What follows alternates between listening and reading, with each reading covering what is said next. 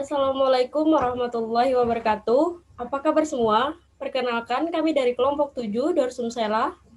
Dengan saya sebagai Ketua, Ladika Vesina Dika Fasyiro Mohtar, NIM 201091121029. Dan juga perkenalkan anggota kami. Perkenalkan, nama saya Aisyah Alia Azli Faulina dengan NIM 201091111200040. Perkenalkan, nama saya Fairuz Isdihar Hasfirah dengan NIM 2010911320038.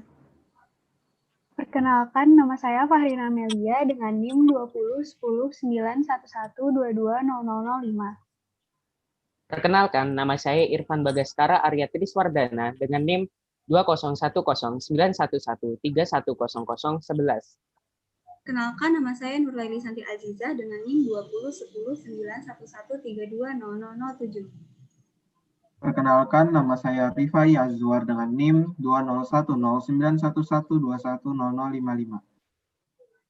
Kenalkan, nama saya Ulan Sapitri dengan NIM 20109111226. Jadi, pada kemarin kami berkesempatan untuk melakukan wawancara pada beberapa narasumber dengan materi yang berbeda-beda. Materinya adalah yang pertama ada mental health, lalu kebersihan, stunting, dan juga COVID-19. Mari langsung saja kita simak hasil wawancaranya. Assalamualaikum warahmatullahi wabarakatuh. Kami berdua dari mahasiswa program studi pendidikan dokter. Jadi di sini kami akan mewawancarai Ibu ya. Perkenalkan, nama saya Nurlaili Santi Azizah, biasa dipanggil Laili. Silakan Irfan. Perkenalkan, nama saya Irfan Bagaskara Aryatri Swardana, biasa dipanggil Irfan. Kalau boleh tahu nama Ibu siapa ya, Bu? Iya, nama saya Gusti Hidayati, biasanya dipanggil Yati. Untuk pekerjaan, bekerja sebagai apa, Ibu? Saya bekerja sebagai guru. Oh, guru. Guru apa, Bu? Guru SD. Oh, guru SD. Sekarang iya. Ibu tinggal di mana, Bu? Tinggal di Jalan Prona 2. Prona 2. Jadi kami akan mewawancara Ibu ya, mengenai mental health. Sejauh ini apakah Ibu mengetahui tentang mental health yang biasa disebut kesehatan mental? Mental health itu agar kita tidak stres, itu saja yang saya tahu. Mohon maaf Ibu, apakah Ibu mengetahui mengenai penyakit berhubungan dengan mental health atau kesehatan mental? Apakah stres dan depresi masuk ke dalam penyakit mental health? Ya, bisa masuk, Bu. Apakah... Nah, itu saja yang saya tahu. Terus, Bu? Ya, untuk depresi dan sejenisnya itu bisa masuk ke penyakit mental health atau yang menyerang pada kesehatan mental. Ya. Kalau boleh tahu, apakah Ibu juga mengetahui gejala-gejala apa saja, Bu, yang biasa menyebabkan mental health ini? Mungkin faktor lingkungan. Saya juga tidak terlalu mengerti tentang mental health. Ya, faktor lingkungan bisa saja melalui pertemanan, keluarga, bisa mempengaruhi kesehatan mental itu. Jadi, Bu, begini, mental health itu sangat penting untuk kita karena mental yang sehat itu bisa membuat hidup kita tuh menjadi lancar, tidak terganggu, tidak stres. Jadi biasanya jika mental kita sehat, maka semuanya akan lancar, semua pekerjaan kita akan lancar terus, Bu. Apakah Irfan ingin menambahkan? Izin menambahkan, menurut saya kesehatan mental itu juga sangat penting karena di samping kesehatan fisik, kita juga harus memperhatikan kesehatan mental karena itu adalah salah satu bagian terpenting dalam kehidupan kita. Selain kesehatan fisik, kita juga harus memperhatikan kesehatan mental. Karena jika mental kita tidak sehat atau terganggu, maka akan menyebabkan beberapa penyakit mental yang bahkan justru lebih susah untuk disembuhkan daripada penyakit fisik. Ya, benar. Dan itu jika kesehatan mentalnya terganggu, pasti semuanya bakalan terganggu, Bu. Dan menyebabkan penyakit-penyakit lainnya biasanya seperti itu. Jadi untuk mengatasinya, jika Ibu sedang mengalami stres atau yang lainnya, Ibu bisa saja pergi ke psikolog untuk menceritakan masalah Ibu, atau jangan pergi ke psikolog juga bisa, dengan cara Ibu bercerita ke teman-teman terdekat Ibu yang mungkin jadi tempat yang nyaman untuk Ibu bercerita. Seperti itu. Paham, Bu? Iya, paham. Dicukupkan. Terima kasih, Bu. Maaf, Bu, telah mengambil waktu Ibu. Iya, tidak apa-apa. Terima kasih banyak, Ya, Bu. selamat siang. siang, Bu. Terima kasih, Bu. Iya. Saya lihat dulu ya.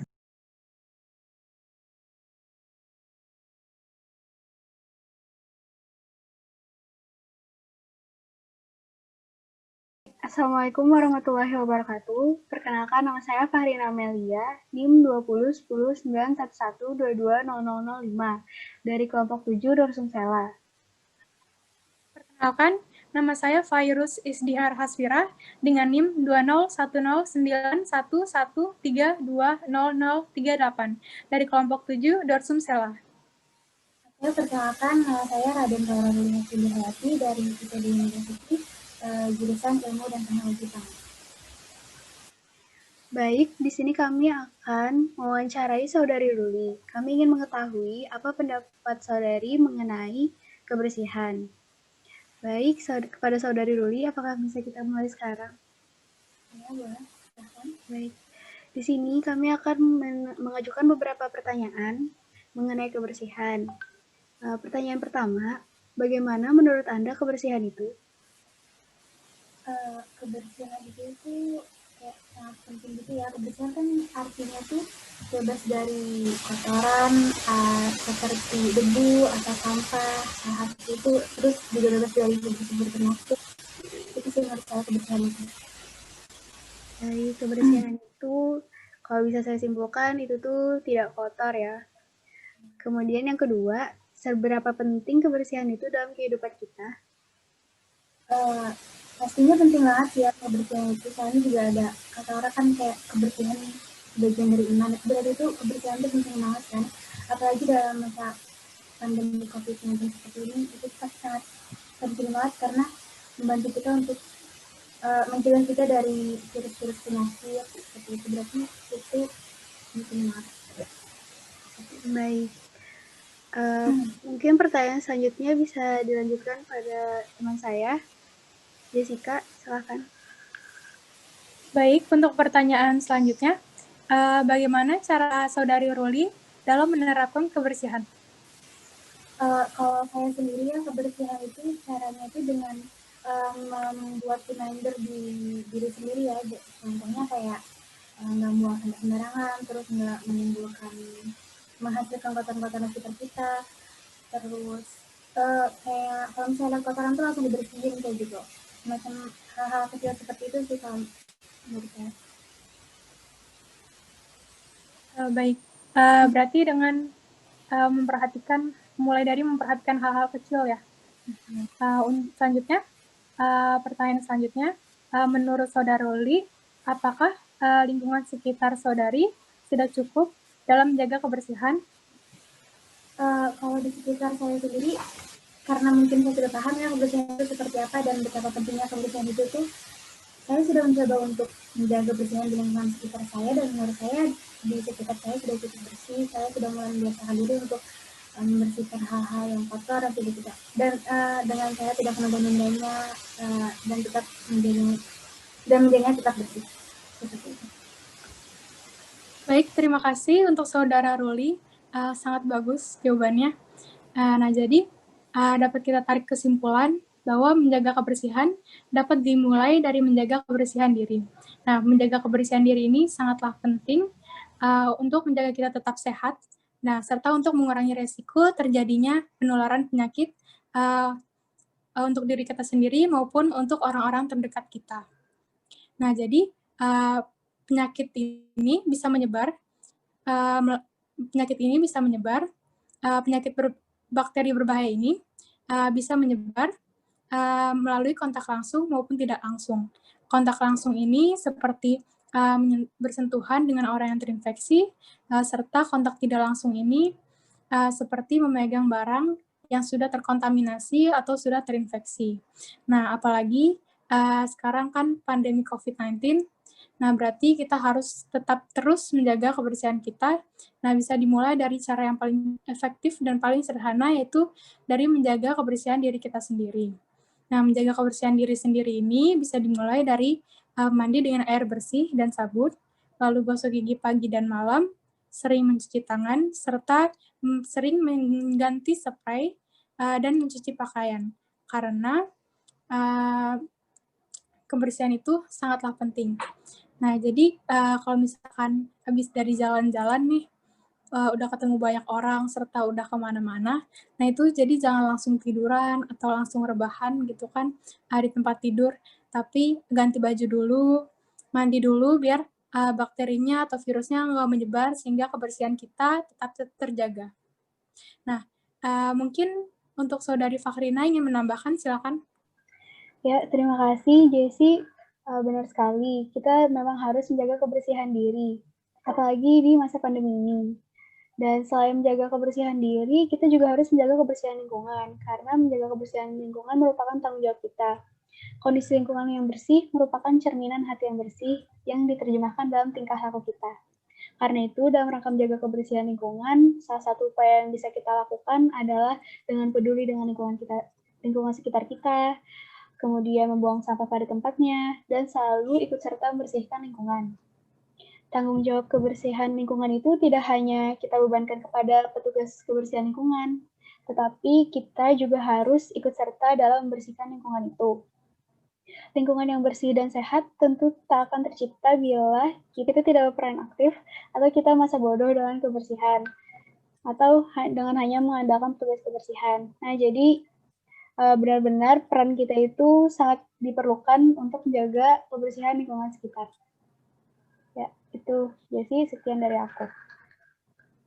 Baik, terima kasih Farina. Nah, jadi sekian dulu wawancara kita kali ini. Untuk Saudara Ruli, terima kasih banyak atas waktu yang telah diberikan. Sekali lagi, kami berterima kasih. Wassalamualaikum warahmatullahi wabarakatuh.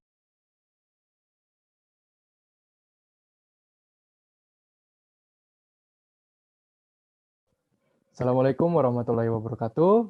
Perkenalkan, kami perwakilan dari kelompok 7 Dorsum Sela dengan saya Ladika Afisena Dika Masyero Mohtar NIM 2010 911 2100 29 beserta teman saya. Nama saya Rifai Azwar dengan NIM 20109111210055.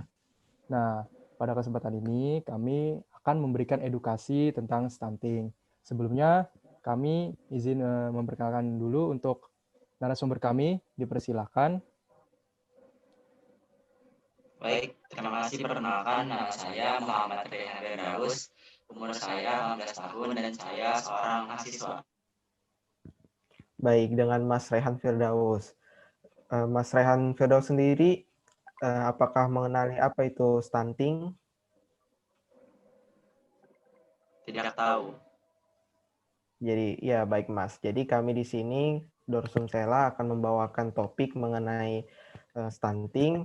Jadi stunting itu di mana kondisi gagal pertumbuhan pada anak balita diakibatkan oleh malnutrisi. Jadi balita tersebut mengalami pertumbuhan yang lebih lambat, juga kemampuan berpikirnya lebih lambat dibanding dengan anak-anak normal seusianya. Selain tadi faktor malnutrisi juga Mas, faktor lingkungan tuh juga berperan Mas dalam menyebabkan perawakan pendek atau stunting ini. Antara lain tuh kayak status gizi ibu, tidak cukup protein, tidak cukup total asupan kalori, terus pola pembersihan anak, kebersihan lingkungan, dan juga angka kejadian infeksi di awal kehidupan seorang anak. Selain faktor gizi, Mas, faktor lingkungan itu juga berperan dalam menyebabkan perawakan pendek atau stunting ini. Antara lain itu kayak status gizi ibu, tidak cukup protein, tidak cukup total asupan kalori, pola pemberian makan pada anak, terus yang paling penting juga kebersihan lingkungan. Nah, tapi juga selain faktor lingkungan ini, ada juga faktor genetik dan hormonal. Tetapi sebagian besar itu perawakan pendek atau stunting ini disebabkan oleh kekurangan gizi atau malnutrisi. Ada banyak juga, Mas, cara antisipasinya. Yaitu yang pertama, melakukan pemeriksaan kehamilan secara teratur. Terus kedua, menghindari asap rokok. Yang ketiga, ini yang paling penting, Mas, melakukan kunjungan ke dokter secara teratur. Yaitu misal setiap bulan ketika anaknya Mas ini nanti berusia 10-12 bulan, lalu setiap 3 bulan sekali ketika anak Mas nanti berusia 1-3 tahun, setiap 6 bulan sekali ketika anak Mas berusia 3-6 tahun, dan juga setiap tahun ketika anak Mas nanti berusia 6-18 tahun. Lalu juga yang keempat nanti memberikan ASI yang eksklusif, Mas, kepada bayinya nanti. Ya, selain itu Mas tahu nggak berapa sih jumlah prevalensi penderita stunting di Indonesia? Enggak. Jadi penderita stunting di Indonesia ini cukup tinggi, Mas, yaitu sebesar 30,8% dari seluruh total balita di Indonesia. Ini merupakan suatu hal yang buruk karena WHO sendiri menetapkan standar maksimal setiap negara itu 20% dari total balitanya yang menderita stunting. Jadi kondisi ini menunjukkan bahwa di Indonesia stunting cukup parah. Jadi seperti itu, Mas. Mungkin dari Mas Rehan sendiri ada yang hendak ditanyakan perihal stunting ini? Oh, jadi seperti itu stunting. Mungkin saya akan lebih berhati-hati ke depan untuk masa depan saya, dan mungkin saya akan mengedukasi juga kepada teman-teman saya maupun keluarga saya tentang bahaya stunting pada anak-anak. Terima kasih atas edukasinya. Baik, apabila Mas tidak ada yang ingin ditanyakan kembali, demikianlah berakhir edukasi kami mengenai topik yang kami bawakan, yaitu stunting. Salah khilaf kami mohon maaf. Wassalamualaikum warahmatullahi wabarakatuh. Terima kasih banyak ya, Mas Rehan.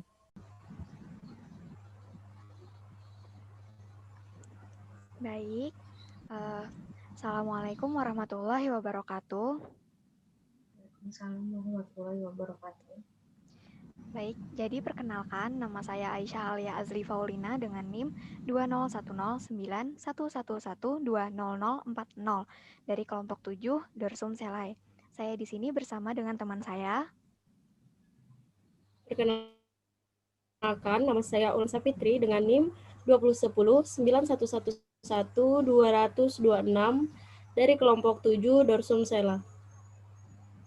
Dan di sini juga ada narasumber kita, yaitu Mbak. Silakan perkenalkan diri, Mbak. Perkenalkan, nama saya Indria Mutia, mahasiswa dari program studi PG PAUD, Fakultas Keguruan dan Ilmu Pendidikan, Universitas Lambung Mangkurat Banjarmasin.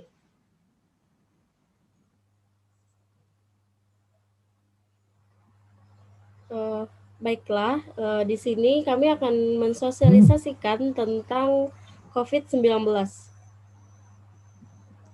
Baik, jadi di sini saya memiliki pertanyaan untuk Mbak, yaitu apakah Anda tahu COVID-19 itu apa? Yang saya tahu, COVID-19 itu penyakit yang menyerang saluran pernafasan karena virus. Saya izin bertanya juga, apakah Anda sudah menerapkan perilaku pencegahan terhadap COVID-19 tersebut? Iya, sudah. Yang paling sering rajin mencuci tangan dan menggunakan masker kalau keluar rumah. Baik, jadi di sini saya akan melakukan sosialisasi ya Mbak ya. Jadi di sini itu saya apa yang disebutkan oleh Mbak tadi itu sudah benar. Di sini saya hanya menambahkan sedikit bahwa COVID-19 itu adalah sebuah penyakit yang menyerang sistem atau saluran pernafasan yang disebabkan oleh virus SARS-CoV-2. Nah, di sini saya akan melakukan sosialisasi menggunakan poster. Baik, kita akan lihat posternya ya.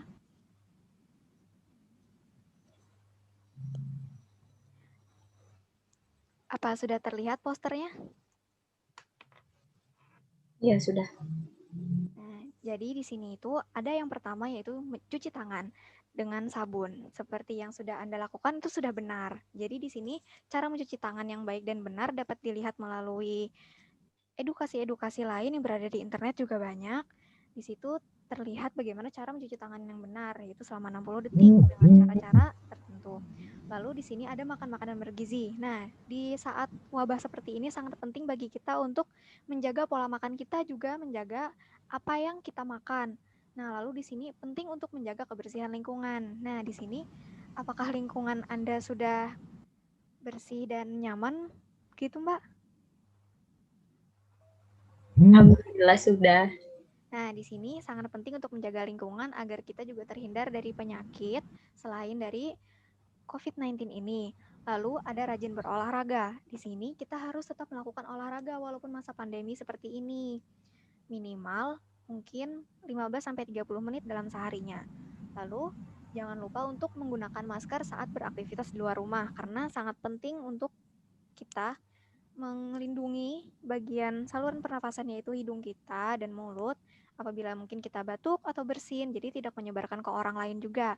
Lalu di sini jangan merokok. Insya Allah di sini Mbaknya nggak merokok kan ya? Jadi di sini jangan merokok itu lebih baik karena merokok itu juga dapat mengganggu saluran pernafasan kita. Lalu di sini hindari keramaian. Nah, karena wabah seperti ini penularannya sangat cepat dan tidak bisa kita bendung ya penularannya itu. Jadi lebih baik untuk menghindari keramaian, yaitu dengan jaga jarak minimal 2 meter antar sesama. Lalu apabila demam dan batuk, kita harus segera memeriksakan diri kita ke rumah sakit atau ke fasilitas kesehatan terdekat, seperti puskesmas dan lainnya. Baik, selanjutnya akan dilanjutkan oleh teman saya. Terima kasih.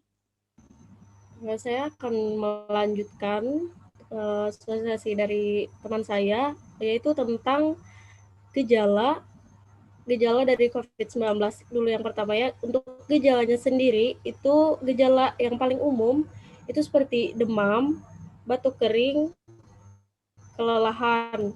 Terus gejala yang sedikit tidak umum itu ada rasa tidak nyaman dan nyeri tenggorokan, diare, konjungtivitis atau mata merah, terus sakit kepala, hilangnya indera perasa atau penciuman, ruam pada kulit atau perubahan warna pada jari tangan atau jari kaki.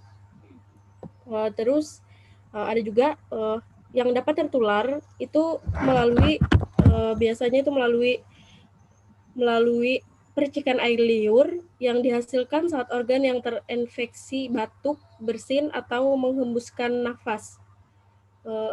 Anda juga dapat tertular saat menghirup udara yang mengandung virus jika Anda berada terlalu dekat dengan orang yang sudah terinfeksi COVID-19 ini. Mungkin hanya itu sosialisasi yang dapat saya sampaikan. Baik, mungkin di sini Mbaknya sudah merasa lebih paham sedikit ya atau lebih banyak begitu mengenai COVID, Mbak? Ya, terima kasih. Iya, baik. Jadi sekian dari saya dan teman saya. Apabila ada salah kata, saya mohon maaf dan terima kasih kepada narasumber yang sudah bersedia meluangkan waktu untuk kami wawancarai dan kami sosialisasikan mengenai COVID ini. Jadi, terima kasih. Sekian dari kami. Wassalamualaikum warahmatullahi wabarakatuh. Waalaikumsalam warahmatullahi wabarakatuh. Sekian video dari kami. Kami mohon maaf apabila ada salah kata atau perbuatan yang kurang berkenan. Wassalamualaikum warahmatullahi wabarakatuh.